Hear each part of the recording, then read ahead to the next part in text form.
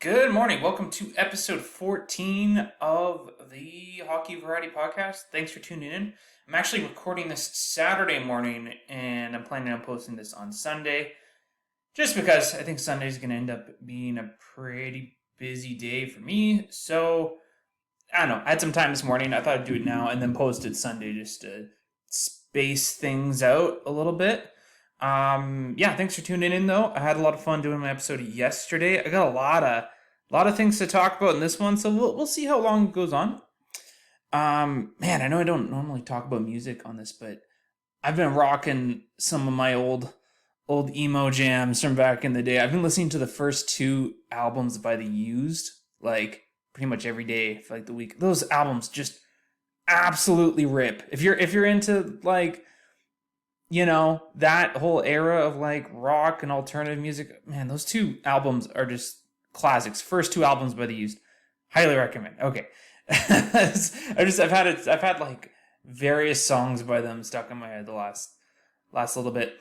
Going to drive to the city today, play some beer league with my boys. I haven't seen them in about a week or two. I think it's been about 2 weeks now. The weather's supposed to be pretty okay, so yeah, gonna try to make the drive. Hopefully get my first of the year. Like I think I've played 12 or 13 games so far. I haven't actually potted one yet. I've been on defense most games though. I might have even been on defense every game up to this point, but I might be playing forward tonight. So we'll see. Maybe I'll finally get that first one of the year. We're still trying to get playoffs here, but yeah. Okay, so today what we're going to talk about, I'm going to take a look at the playoff race in the West. I talked about the East a little bit last episode, and when I was talking about the whole Bo Horvat contract extension.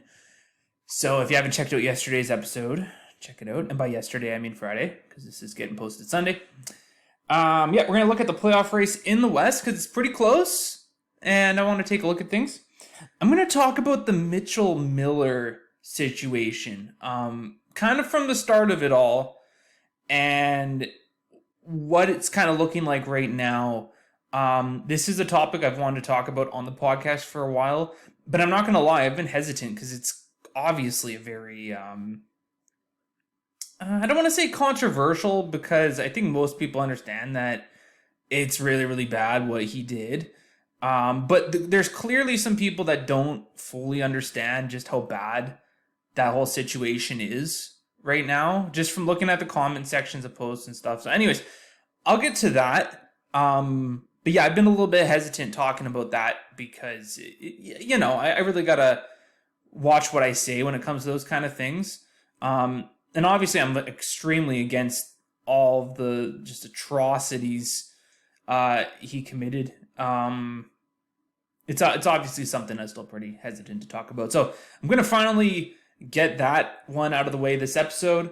I'm going to take a look at the 2022 playoffs. I did mention that I'm going to be taking a look at playoffs over the years, and I did mention I'd look at last year's one, so I am definitely planning on doing that. I had to watch a few highlights beforehand just to kind of get myself back into what the playoffs were like back then. I know it was only like less than a year ago, but I'll get to that when I get to that. And I got another fantasy pick for this episode. I had one in Friday's episode, and I've got another one for this episode. Okay, let's get into it.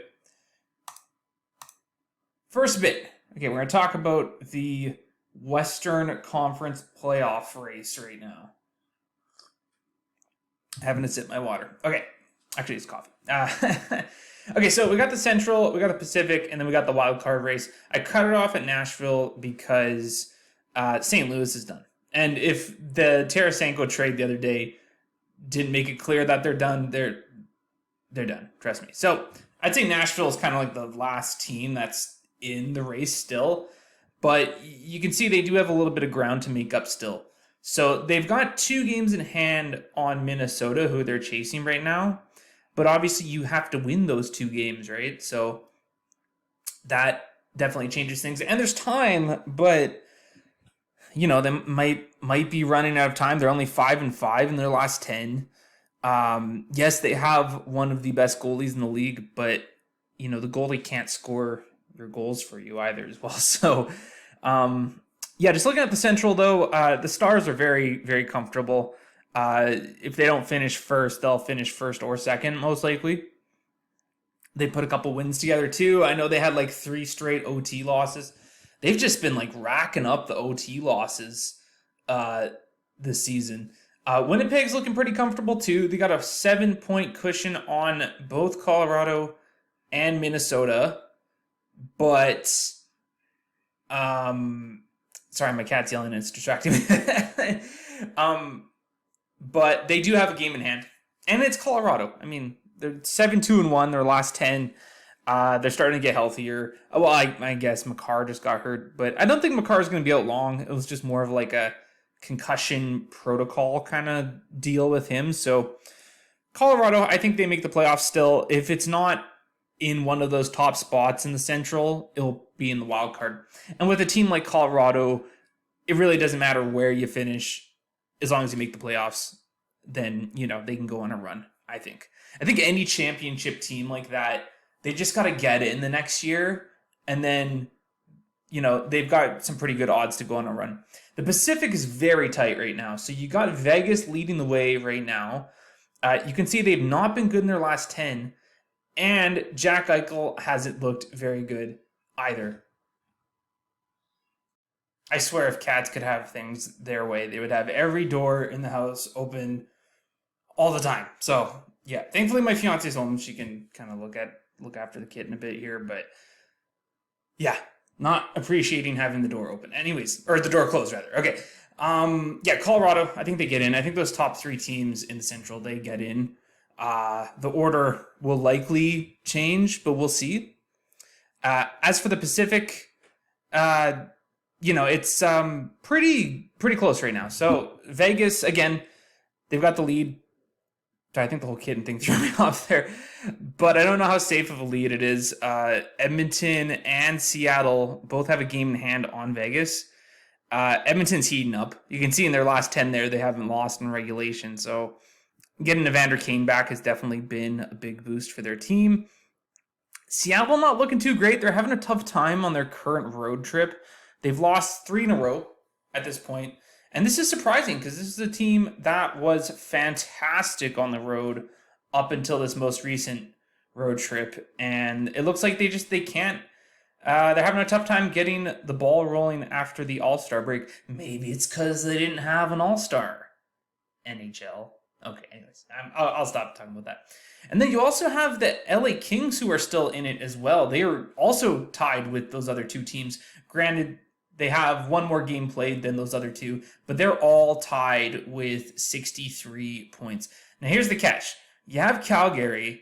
They're tied with Minnesota in points with 1 game as well. But in terms of the Pacific race, I don't know if Calgary gets in. They've had a really tough time not being mediocre this season. But, I've said this on the podcast before. Maybe those guys they picked up in the offseason, maybe they get the ball. Maybe they get it going. Screwing up my words there. Maybe they get in. But I think if they do get in, it'll be in a wild card spot. You do have Nashville still in there. We'll see. I don't like their chances, just given the other teams that are in the mix right now, considering how competitive things are in the Central right now. Now, again, they got some games in hand, so maybe they get back in it. They certainly have the talent to, and they've got the goalie to get back in it, so they really have to have a strong last 33 games or so here. But yeah, it's pretty up in the air. We'll have to see how it all unfolds. I think those top, I don't even want to say those top 3 teams in the Pacific are safe because really anything can happen. I mean, Edmonton was in a wild card spot not too long ago, and now they're second. So things change quick. And again, Vegas, I know they've won 2 in a row, but they're kind of on the downswing right now. So we'll have to wait and see. Really, I think anything can happen at this point. But this is what the West looks like right now, and we'll check in again in another 10 or 20 games and see where things are at. You got to think there'll be some trade deadline deals, and hopefully some teams in the West can make some moves. But honestly, at this rate, it looks like it's the East teams that are making all of the noise with the trades. So when you look at guys like Chikrin, um, Patrick Kane, like they're mostly tied to Eastern Conference teams right now, at least in terms of like the rumor mill. But it'd be really cool to see one of these Western Conference teams make a move. And of course, they got to make it work with the cap. So yeah, that's all I got to see on the West, though. Okay, moving on. Okay, I'm going to talk about the whole Mitchell Miller saga. So if you're wondering what's up with the picture I have there, that is pretty much the victim of some very, very just horrendous acts of bullying against him. This young man named Isaiah Meyer Crothers, and he is pictured there with Wayne Simmons, one of my favorite hockey players. And after the story, he's even more one of my favorite hockey players. And then Austin Matthews, another player I really like, who I talked about last episode. And an older gentleman there. I'm assuming that's Isaiah's dad, but I'm actually not certain. I didn't look too much in this picture. But anyways, a happy guy with a wonderful mustache. And I wanted to choose this picture because, I mean, obviously there's an incredible amount of negativity when it comes to this story, and it makes tons of sense. But it's really, really nice seeing NHL players doing this kind of work, especially Wayne Simmons, who's, he's just a really great guy. Some of the stuff he does in the community, and I think this is just another really good thing that he does. So we'll get into it. So Mitchell Miller is a player who from Ohio. Can't remember the town, but he's from Ohio. He was drafted in 2020, I believe, by the Arizona Coyotes, who later rescinded their draft pick because of some things that came out about this player. So in 2016, and I do have where I got this information from too. The stuff early on I got from Sportsnet, and then the stuff more recently I got from CBC.ca. And if you think those aren't credible sources and they have their own agenda, then whatever. I mean, there isn't really too many ways you can misinterpret this whole story, but people do. And I guess the whole goal of this segment is, if you feel like Mitchell Miller is being overly scrutinized because of something he did during his childhood, it's my goal to educate you on why what he did is a very big deal. And it's not just something you can kind of push aside and be like, oh, whatever, he was young. Why are you punishing this guy for doing something when he was young? Because you'll see some of the stuff he did was very, very terrible. And even now as an adult, he's not doing the things you should be doing if you want to have a career in the NHL. And also just by being the right person, making the right decisions going forward. So, and also my goal from this too is, what can Mitchell Miller do now to make things right, as well as getting his career back on track? And why I'm a little bit pessimistic about that, but I don't think I'm alone in that. And yeah, I'll get to that later down the road. So anyways, 2016 in Ohio, it's this hockey player, very talented hockey player with tons of potential on the ice. He is essentially kicked out of school because it was revealed that he was committing these just like terrible acts of bullying towards a black classmate named Isaiah Myers Crothers, who's the guy who you see in the picture right there. And listen, there was a period of my childhood when I was bullied. There was about 2 years in middle school, especially. Those were the bad ones. And then once I switched to high school, things changed a little bit. But yeah, I was the victim of bullying, and it was all verbal. It was never anything physical. And like, I'm not any kind of like minority either. I think I was more of an easy target because I wouldn't fight back. I wouldn't really say anything back. And I don't really regret not fighting back either, because like, I don't know. I'm a very happy person now. Maybe things happen for a reason or whatever. But what I went through isn't. It's not. I don't think you can categorize it the same as what Isaiah went through, because what he went through is just terrible. And I think you can see it as like there's different sort of tiers of bullying in terms of how like severe it is. I think you got like the lowest tier, whereas where I was kind of at, where it's just strictly verbal and it's not fueled by any kind of hate crime or anything. It's just you're an easy target, right? And then the next tier I would say is when it gets physical too. And when I was getting picked on, it wasn't. There might have been one or two times when I got like pushed or shoved or something, but I never got in a fight. I never got punched in the face or anything like that. But I would say that's the next level up, because now it's starting to get like pretty serious. And then you have like just the really, really just atrocious acts of bullying. And I think that is it's pretty safe to say that's what Isaiah went through. So Mitchell Miller, it was revealed that he daily, since like the first grade, has been picking on this kid, racial slurs every single day. And I guess the real, really bad thing is it was revealed that him and another classmate pretty much put a sucker, like a piece of candy or something, in a urinal, and then they tricked Isaiah into eating that piece of candy, which is disgusting and definitely worthy of being expelled from school, I would say. And just terrible, just absolutely disgusting, really. And this all happened when Mitchell was like, I think it got really, really bad when he was like 14, 15, 16. But just when you consider how egregious what he did was and how long this went on for as well, this isn't some like, oh, he was just being a kid kind of thing. Like, this is really messed up, especially the racial stuff. Like I mentioned in the last video, that word, and really any discriminatory word like that, it shouldn't be an idea in your brain to say that word ever.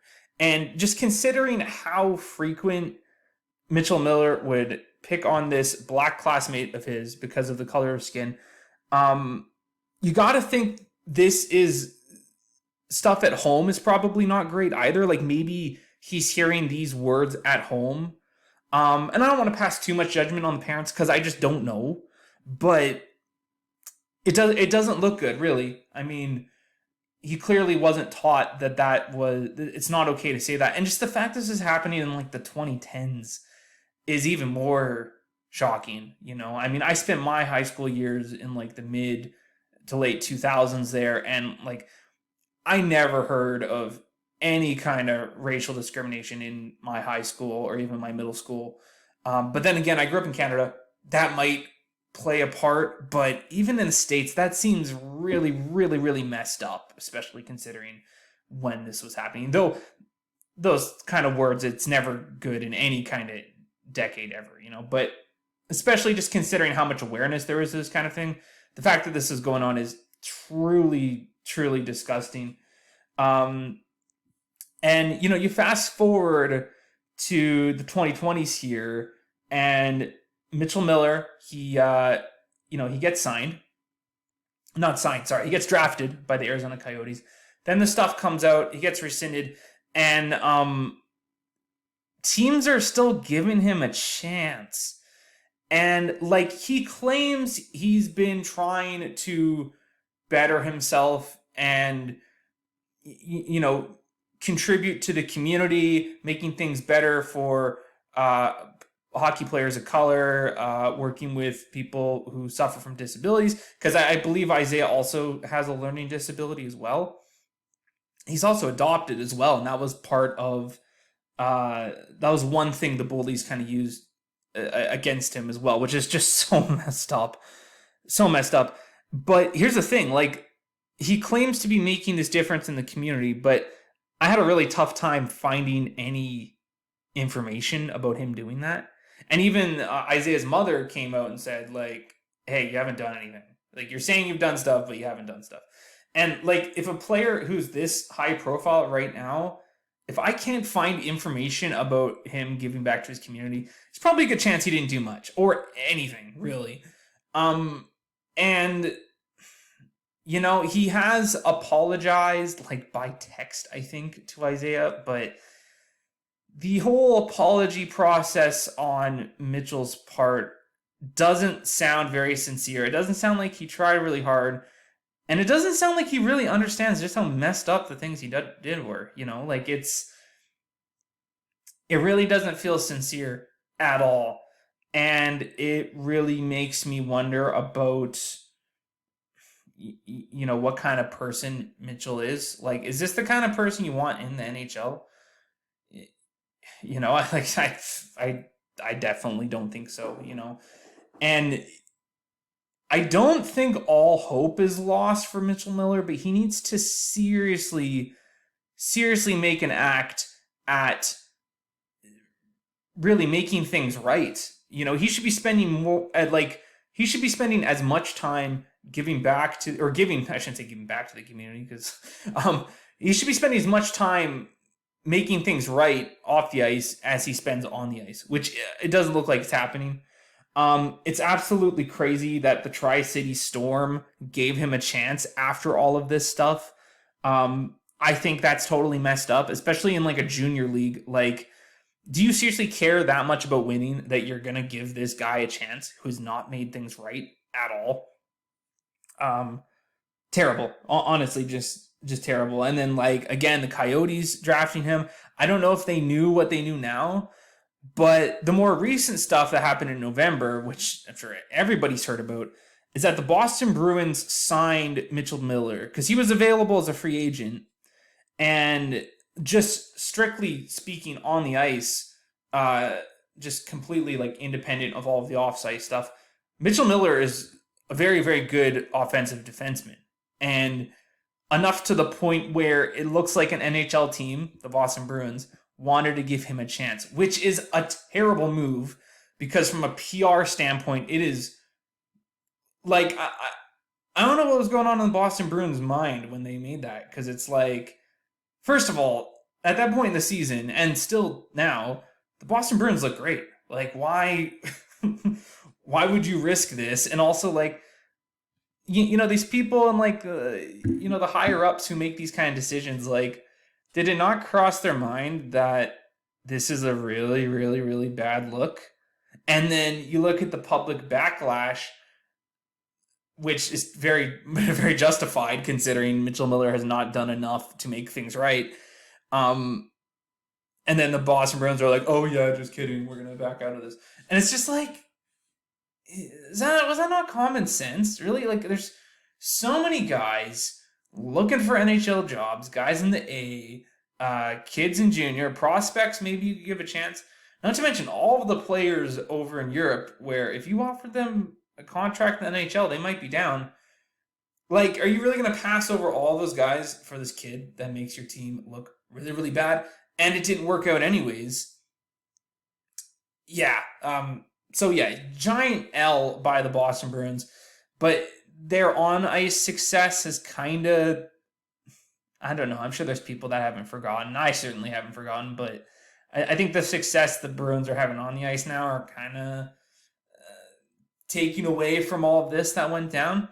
And then about a week later, and this is like the one bright spot in the story, that's when you had Wayne Simmons hang out with Isaiah for a day, introduced him to the team. Honestly, like, what a great human being, Wayne Simmons. Seriously, like, so cool of him, such a classy move. Absolutely love the player. That's coming from a Sharks fan, because he was a King for a long time. But that's the thing about the Kings; they always seem to have players I like, but I feel like as a Sharks fan, I can't. But it doesn't matter. He's a Leaf now, but very classy move by Wayne Simmons. So, if you feel like Miller is being judged too much by something he did in high school, this is not even the same. Like this is just, what he did was terrible, and he hasn't been making the right steps towards making things right. That's the big thing. Okay, that's the big thing. I understand people make mistakes. Some mistakes way worse than others, but Mitchell Miller should be working his butt off to make things right, and he's not. That's the biggest problem right now. and it really makes me wonder about what kind of person he is. And if this podcast somehow made its way to Mitchell Miller, I have to say, like, it might be worth looking into counseling services, right? There's no shame in that. There's no shame in wanting to be a better person and reaching out for help.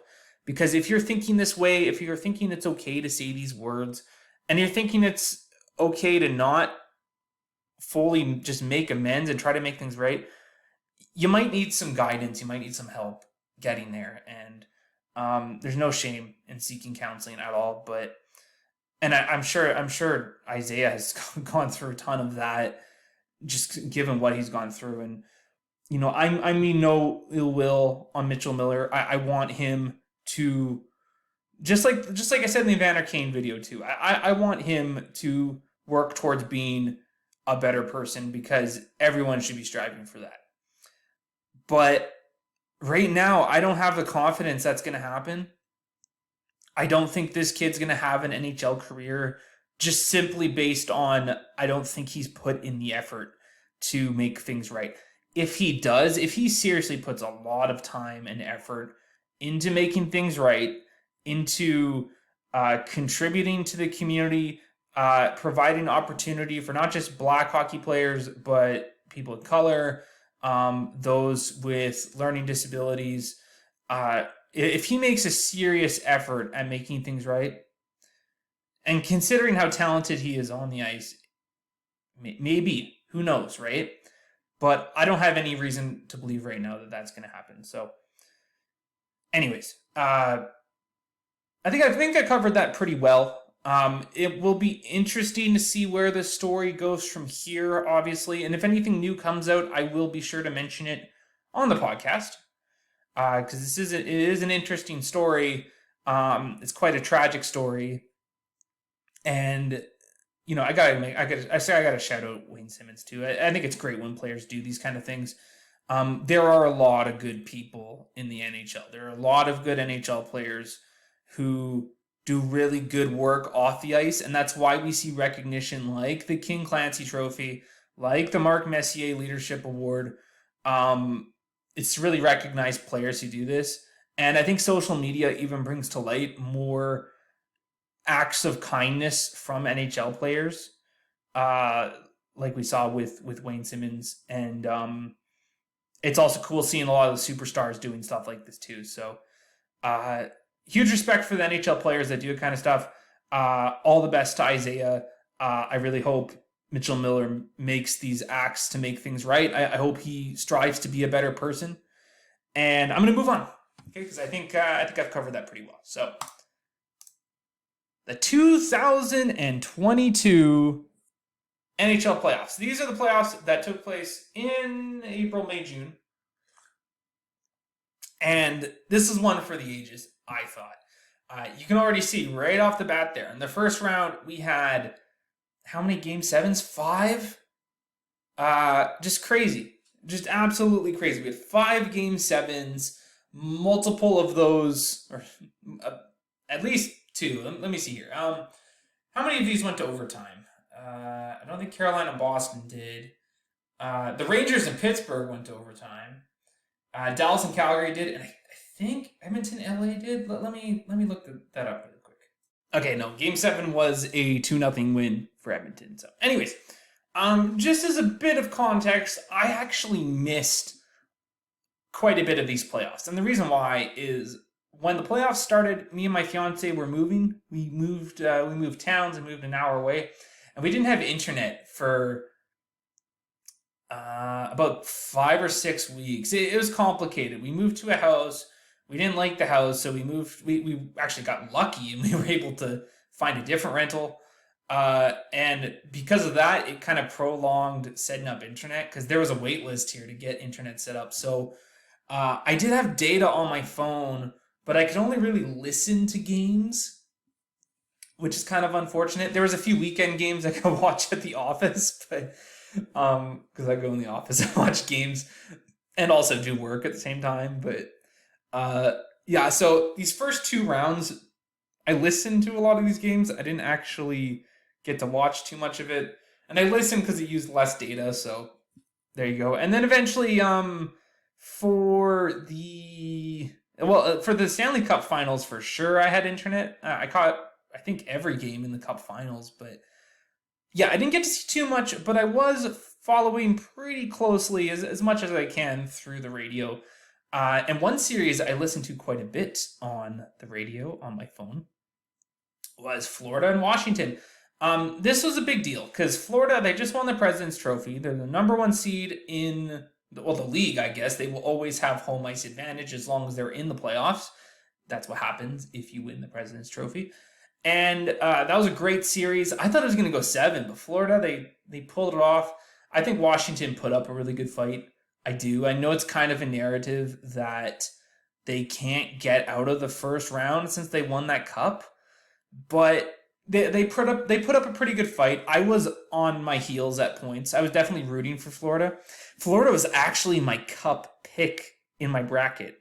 I picked Tampa all year, and then at the last minute, I was like, you know what? I'm going to follow my heart.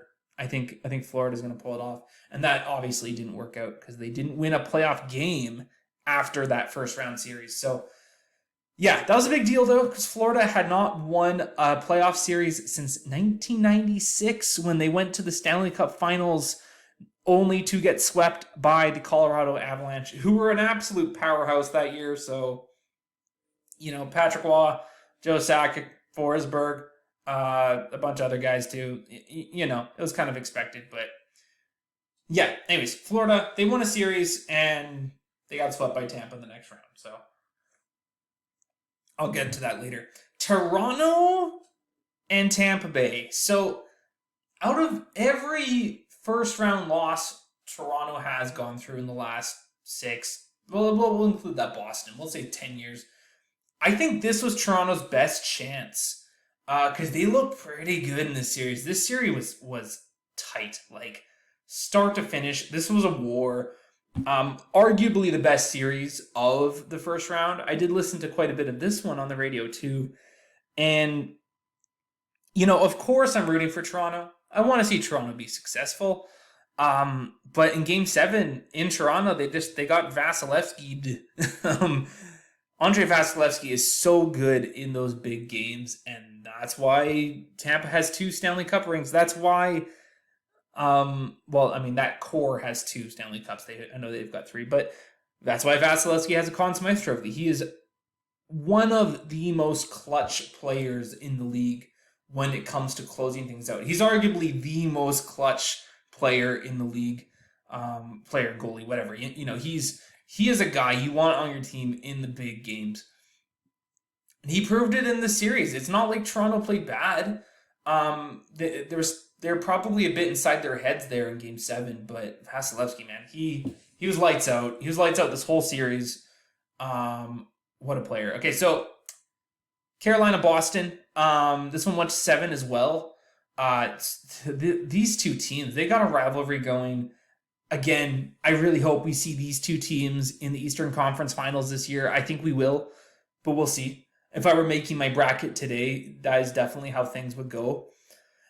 But there's a rivalry here. These two teams, there's something special here, I think. And this series went to 7.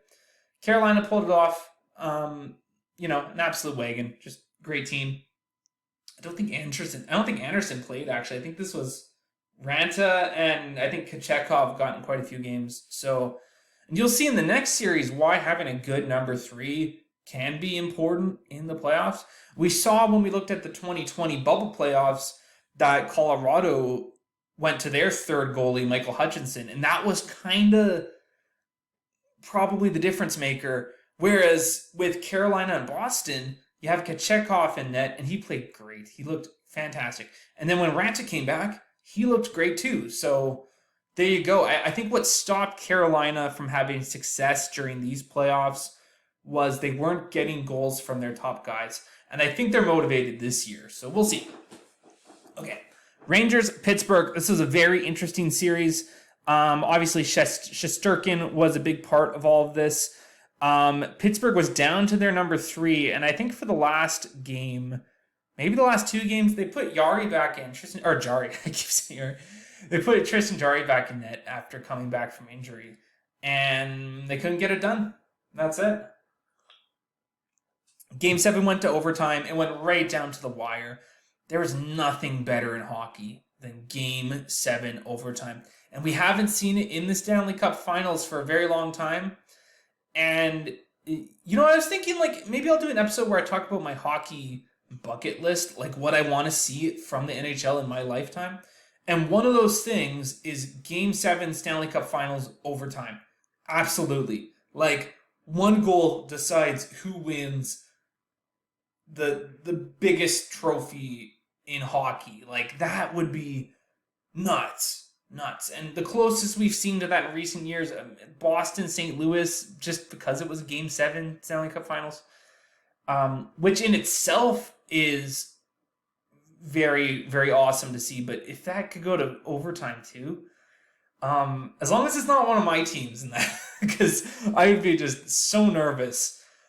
Like, imagine being a fan of one of those teams, Game 7 overtime Stanley Cup Finals, and I'd be just sweating buckets. That'd be just so nerve-wracking, but just kind of like, just kind of a fan of neither team, that'd be just like, whoa, this is insane. So, yeah, Artemi Panarin, though, getting it done in overtime against the Pittsburgh Penguins. Not really too flashy of a goal. It's just a shot. I think Jari was screened, and pretty textbook goal. We'll talk about another Game 7 overtime goal soon, though. Colorado, Nashville. Now, on paper, this just looks like a straight-up butt-kicking, because it kind of was. But here's the thing. Nashville didn't have their MVP in net. They did not have UC Saros, one of the best goalies in the league. I already mentioned that in this podcast. That's how good he is. I'll just keep mentioning it all day. But they didn't have Saros, and they had Connor Ingram in net. And he played pretty good. Just Colorado, I mean, look, they went on to win the Stanley Cup. And, it was just, they didn't have much of a chance without Saros. But I will argue, Ingram got himself a job in the NHL this season because of how he performed in that series against Colorado. Because he looked good. I think he proved that he's an NHL goalie. I think it was Game 2 that went to overtime where Ingram stopped like 49 of 51 or something crazy like that. I think he gained interest from the Arizona Coyotes because of this playoff series. So kudos to him. I mean, he's got a job in the NHL arguably because of how he performed in this series. He's not having a really great year this year, but neither are the Yotes, so whatever. Okay, I think I talked about the Yotes enough last episode. I don't need to go on more about that. St. Louis beating Minnesota. Jordan Binnington looked really good. I honestly didn't follow this one too closely, but they got the job done. Not much to say about that. Minnesota not getting out of the first round again, so there you go. Calgary, Dallas, what a crazy series. Jake Ottinger playing fantastic right down to the wire. This series also went to Game 7 overtime, and I would say that overtime goal by Gaudreau was just crazy. Just terrible angle. I think it just really showed just how talented of a player Gaudreau is because, yeah, awful angle. It's cool seeing this guy who's like pass first getting the job done too. I would say this overtime goal was, I'd say, a tad bit crazier than the Panarin one. Which we saw in that other series too. And just really exciting series. Calgary just, they came out on top. That's how Game 7 overtime works. It's pretty much, I don't want to say a coin flip, but, if it goes to Game 7 and it goes to overtime, clearly these two teams are very even, or in Dallas's case, have a just completely on fire goaltender. And, what came out of this series, too, is Jake Ottinger got a pretty fat contract. He probably wanted more, but clearly this is a pretty small sample size. So let's move on. Edmonton, LA, this went to 7. I picked the Kings going into this one because kind of like Toronto, I didn't have much reason to believe that Edmonton would go on a run, but kind of like how Toronto got Vasilevski'd. LA got McDavid did And Draisaitl did as well. So there you go. Game 7 was a 2-0 win. Mike Smith with the shutout. Love Mike Smith. Too bad that his career is probably done. I'm going to go out and say it is done. I mean, maybe a different league. But I think it's safe to say he's just riding out the LTIR right now. Okay, second round. Tampa swept Florida. Heartbreaking. It wasn't really too convincing, I thought, until Game 3. And then Game 3, like, pretty early on in Game 3, I was like, okay, this Tampa. Yeah, that's it. It was a pretty anticlimactic Battle of Florida, considering the Battle of Florida we saw the year prior. I think it was the year before where these two teams met. It was ferocious. They hated each other. And then this series was kind of meh. Very hyped, but meh, I thought. So, yeah. But hey, that's what Tampa wants. Tampa wants to sweep teams because they get more rest. You get the job done. You don't have to worry about Florida making it close. So, hey, kudos to Tampa. Carolina and New York. This one also went to 7 games. I just wanted to double check and make sure that one did not go to Game 7. Or it didn't go to overtime. It did not. Game 7 was a team effort by the Rangers. Shesterkin played great. They put up 5 or 6 goals in that Game 7. They were just a better team. And again, it was Carolina. Their stars just weren't coming up big when it mattered. But at the same time, you were facing the hottest goalie in the league at the time. I get it. So, Game 7, little anticlimactic, but yeah. Colorado and St. Louis, this was a great series. It was close. St. Louis, I thought, looked really good, but it was Colorado again. I forget which game it was, but didn't like McKinnon tie it, or McKinnon had a huge goal, and then St. Louis tied it, and they won in overtime. It's just like, but yeah, Colorado coming out on top. And then the other disappointing rivalry, I know Game 1 was absolutely nuts between Calgary and Edmonton, but this is the long-awaited Battle of Alberta, and I don't think it lived up to expectations. This was Edmonton. Edmonton just kind of took over, and it only went to 5 games. This series was so hyped. We've been waiting for this. Even if you're not a fan of either team, this was going to be great entertainment. Top 2 teams in the Pacific, Battle of Alberta, and it was kind of meh. I'd say it was a bit more entertaining than this year's Battle of Florida, but that's all I got to say. McDavid looked good. That's it. I don't really have too much more to say on that. Tampa and New York. Yeah, Tampa won. I honestly can't recall too much about this series. Maybe I should have done a bit more homework on this one, but yeah, Tampa getting it done. Colorado sweeping Edmonton. No surprise there. It was just kind of like, okay. Colorado's going on a run this year. They didn't get stopped in the second round like they had the previous 3 seasons, I believe. Yeah, I'm just getting my stats open for this one too, because I just want to make sure I don't miss anything major. Again, Vasilevsky coming up big in that Game 6 for Tampa. I just noticed that. It was, 8-6 Colorado in that Game 1. Yeah, that was the thing with Edmonton. They had these like crazy Game 1s, I think in all 3 series. I'll take a look at the LA one as well. Colorado winning 6-5 in OT in Game 4 to sweep the series. I think the clock kind of struck midnight for Smith in this series too. Like, Smith was looking really good, and then, yeah. And I think Francouz, Pavel Francouz was the goalie for this series too, and he looked great. So a nice team effort. I know Kemper didn't have a fantastic playoffs, but hey, he got the job done when he needed to. But yeah, Francouz, I don't think he gets enough recognition. He was a big part of Colorado sweeping the series. So yeah, shout out to Francouz. I'm just getting that Game 1 Edmonton LA open here. Oh, it was 4-3. Okay, I thought it was something crazy, but it wasn't. So yeah, I don't know. It'll be interesting to see how Edmonton does in this year's playoffs. And, likewise with the defending Stanley Cup champions Colorado, who beat Tampa in 6 games in the Stanley Cup Finals, and it was close. I mean, like, it feels like it's been a while where we see, the two really good teams from each. Like, this felt like the most legit Stanley Cup final we've had in a while, because we had Montreal the previous year and Dallas, and then St. Louis winning. That was a Cinderella story. And then you had Washington and Vegas, who were both kind of Cinderella stories. So, it always seems like there's a team that kind of comes out of nowhere. Nashville the year previously. I would say this was the most, like, kind of powerhousey final we've had since, I'm going to say 2016.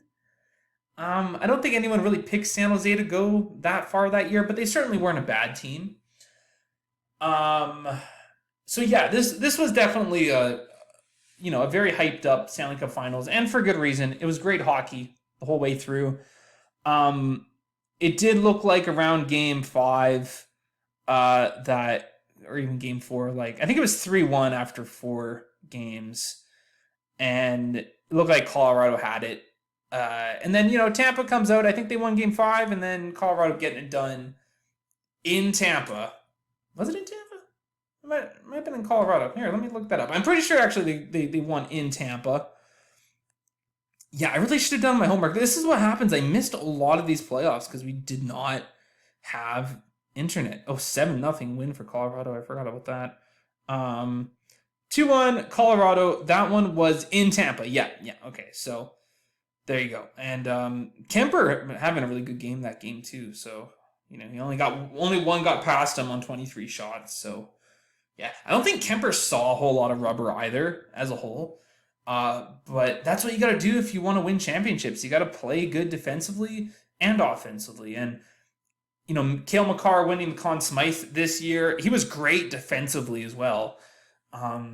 He's just as good defensively as he is offensively. And I think that's kind of why he's seen as the best defenseman in the league. So, yeah, kudos to him. Colorado, yeah, they were due. I doubted them for a long time. And, this year kind of shut me up. So there you go. I'm not going to doubt them going into this year's playoffs, provided they actually get in. So anyways, let's wrap things up. Got a fantasy pick.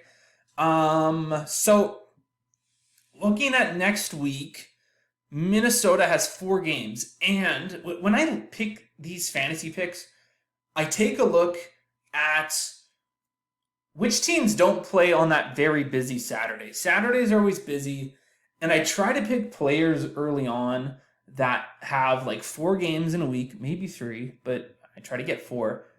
4 games in the week and don't play the Saturday, because you want to make sure you have room in your roster to get that player in. So if they don't play the Saturday, you don't have to worry too much about having too many players on the Saturday that you can't fit a particular person in your roster. So I went with Ryan Hartman because the Minnesota Wild, they've got 4 games this coming week. They don't play Saturday. Hartman is going to be playing on a line with Kirill Kaprizov and I think Zuccarello. So that big line they had last year that had a ton of success. And I went with Hartman because maybe he just needs to play with Kaprizov again. I know he hasn't done much recently. Honestly, his stats, they're not looking too great, but I don't know. Maybe this week he can figure it out. He's probably available in your league. I think he's only got like a 25% roster right now. He can play center. He can play right wing, at least in the Yahoo league that I'm in.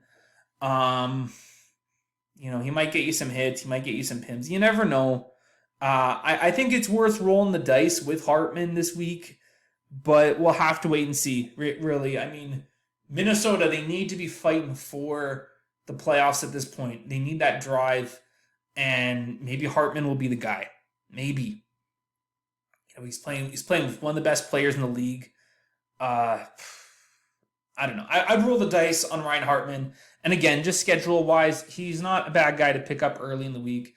And hey, if you start him for a couple games and he's not looking too good, then just drop him. But Yeah, and it might be worth looking at some other players from the Wild if they are available, because they do have a very good schedule this week. So, yeah. And that is it for today's podcast. We'll see how next week goes. Uh, maybe one. I keep saying I'm only going to get one podcast in, but I've been getting like 2 per week lately. So, we'll have to wait and see, I guess. I didn't mind doing one on Friday. That wasn't so bad. So maybe I'll try to get more Friday ones out there. But if you did enjoy the podcast, be sure to leave a like. Don't forget to Don't forget to subscribe to the YouTube channel. Where we are trying to get to 10 subscribers before the end of 2023. So if you could do that, that'd be very much appreciated. And yeah, I'll see you next week. And hopefully some exciting stuff happens. We see some big trades or something like that. Looking forward to talking about that. Again, I will be covering all the trade deadline stuff and the trades leading up to that. Definitely going to get those into the podcast. And thanks again for listening.